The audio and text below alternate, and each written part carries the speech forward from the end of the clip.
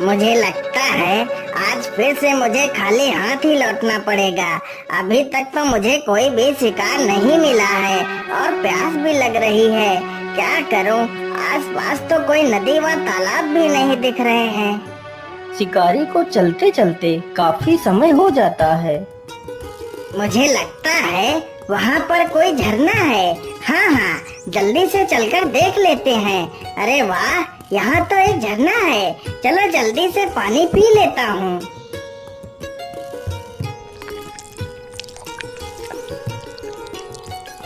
अरे राम राम राम, अब मेरी जान में जान आई। पानी के बिना तो मेरी जान ही निकली जा रही थी। चलो अब शिकार ढूंढते हैं।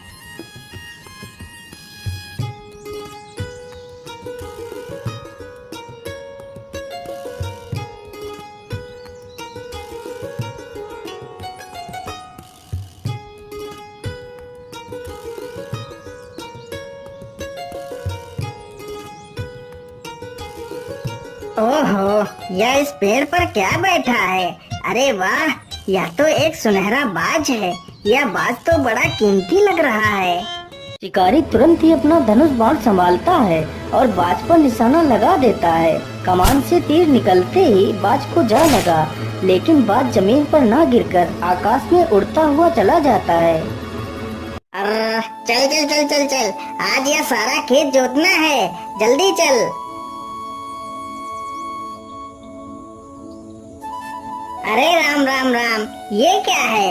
इस बाज को तो किसी ने तीर मार दिया है, लेकिन यह बाज तो कितना सुंदर है, मानो इसके पंख सोने के हों। पानी पानी पानी। अरे ये बाज तो प्यासा है। रुको रुको, मैं तुम्हें अभी पानी पिलाता हूँ। वह किसान तुरंत जाता है और पानी का मटका उठा कर लाता है। फिर बाज को पानी पिलाने लगता है। मेरी मदद करो, मेरे शरीर से इस तीर को निकाल दो। मुझे बहुत दर्द हो रहा है। अच्छा अच्छा, रुको, मैं तुम्हारे शरीर से इस तीर को निकाल देता हूँ। सजीवन तुरंत ही बाज के शरीर से तीर को निकालने लगता है।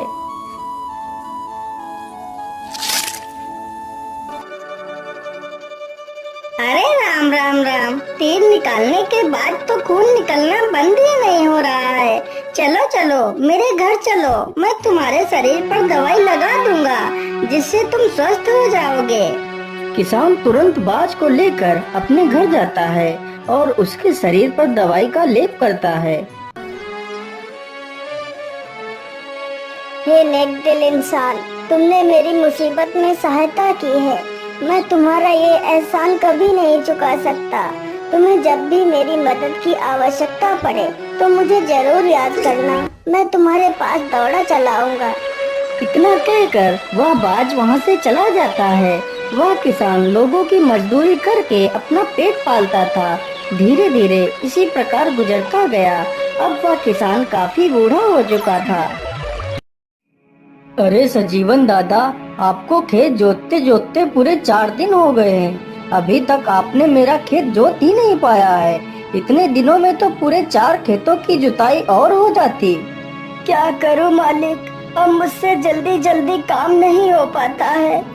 यदि काम नहीं हो पाता है तो जाकर अपने घर बैठिए। काम करने की कोई आवश्यकता नहीं है। बेटा, यदि मैं घर बैठ जाऊंगा तो खाऊंगा क्या? मुझे कुछ नहीं पता। तुमसे कोई काम नहीं करवाना। ये पकड़ो अपनी मजदूरी और जाओ यहाँ से। बेचारा सजीवन चुपचाप पैसे उठाकर अपने घर की ओर चला जाता है।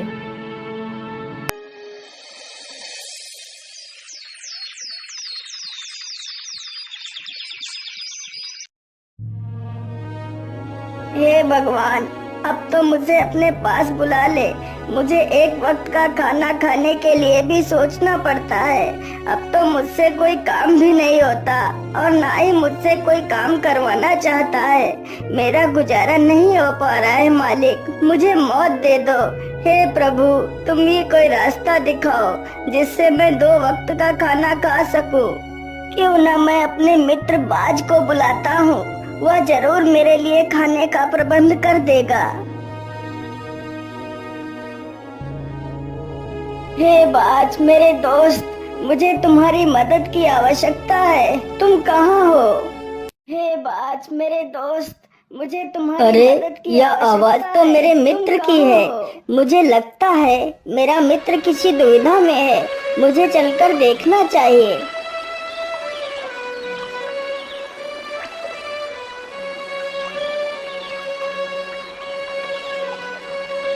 बोलिए मित्र, आपने मुझे याद किया। बोलिए, क्या बात है?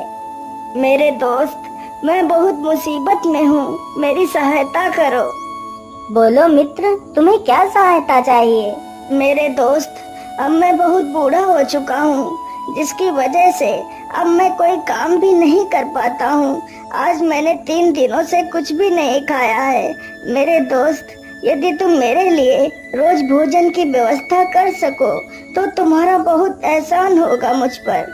तुम चिंता मत करो, मैं रोज तुम्हारे लिए समंदर से मछलियाँ ले आया करूँगा। उन मछलियों को खाकर तुम अपनी भूख शांत कर सकते हो। हाँ हाँ, तुम ठीक कह रहे हो बाज। बाज तुरंत ही मछलियाँ पकड़ने के लिए चल पड़ता है। वह चलते चलते समंदर के किनारे पहुँच जाता है।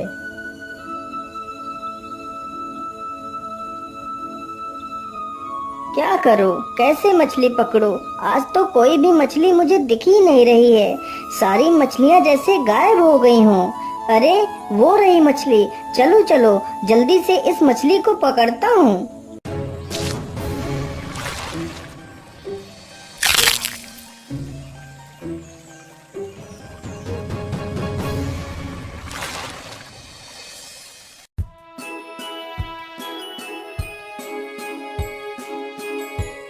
अरे वाह मेरे प्यारे बाज, तुमने तो मुझे मरने से बचा लिया, नहीं तो मैं भूखों मर जाता।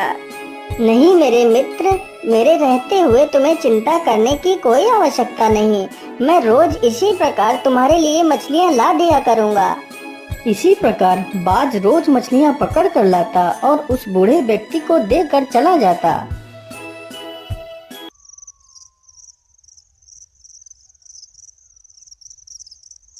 अरे वाह वाह, अब तो घर में पड़े पड़े ही मुझे मनमाना भोजन मिल रहा है।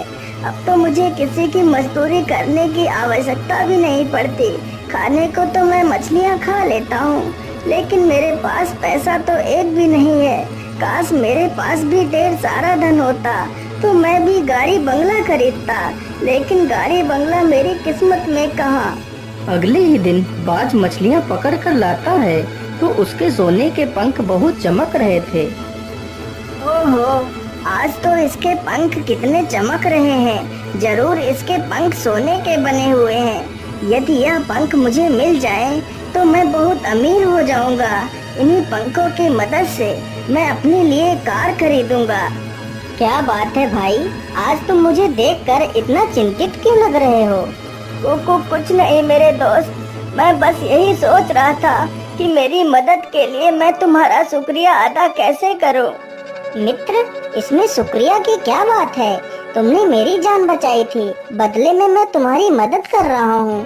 इसमें क्या बड़ी बात है? इतना कहकर बाज वहाँ से चला जाता है।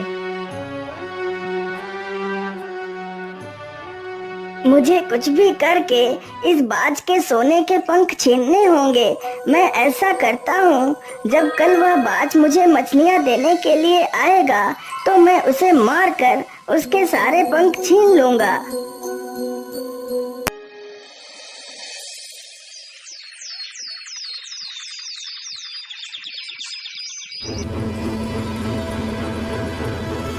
अगले ही दिन बाज जैसे ही मछलियाँ पकड़कर उसे देने के लिए आता है और वह जमीन पर बैठता है, तभी वह बूढ़ा व्यक्ति पीछे से आकर उस पर जोर से वार करता है और बाज को मार देता है।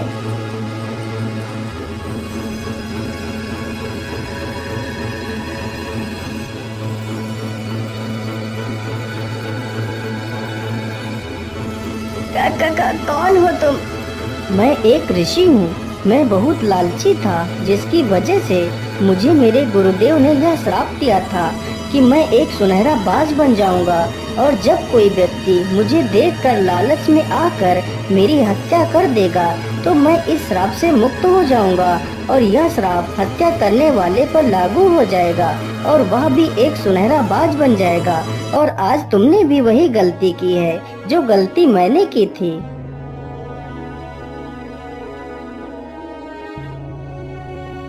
हे साधु बाबा, मुझसे बहुत बड़ी भूल हो गई है। अब मैं अपने वास्तविक शरीर को कैसे पाऊंगा?